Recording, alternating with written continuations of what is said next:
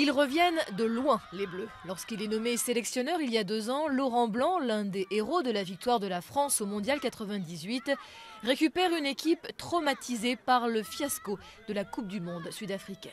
La reconstruction de l'équipe, dégringolée au 16e rang du classement FIFA, est longue, laborieuse. Certes, les Bleus signent une série de 20 rencontres consécutives sans défaite, mais sans panache non plus.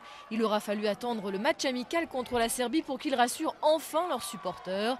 Gagner avec la manière, rien de plus efficace pour doper le moral des troupes avant leur envol pour l'Ukraine. L'arme secrète, je vais vous la dire, que ce soit pour l'équipe de 98 ou pour l'équipe d'Espagne actuellement, c'est les résultats.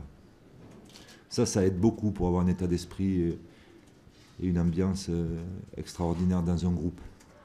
Un groupe porté notamment par Franck Ribéry, l'attaquant du Bayern de Munich, blessé lors de la finale de la Ligue des Champions, a rejoint les Bleus en cours de préparation, mais a signé un retour particulièrement convaincant. Et nous, on était très heureux de le retrouver parce que voilà, on connaît Francky et son bon entraînement parce qu'il nous fait rigoler et par son talent bien sûr.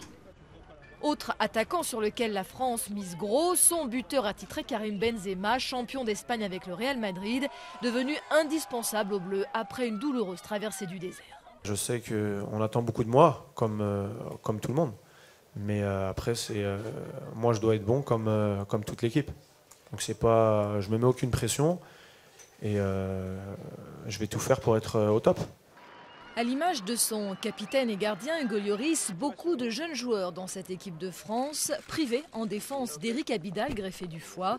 Patrice Evra, lui, sera là. Autre rescapé de Naïsna, Florent Malouda, qui ne côtoiera pas Yoann Gourcuff en milieu de terrain, le Lyonnais ayant finalement été écarté par Laurent Blanc.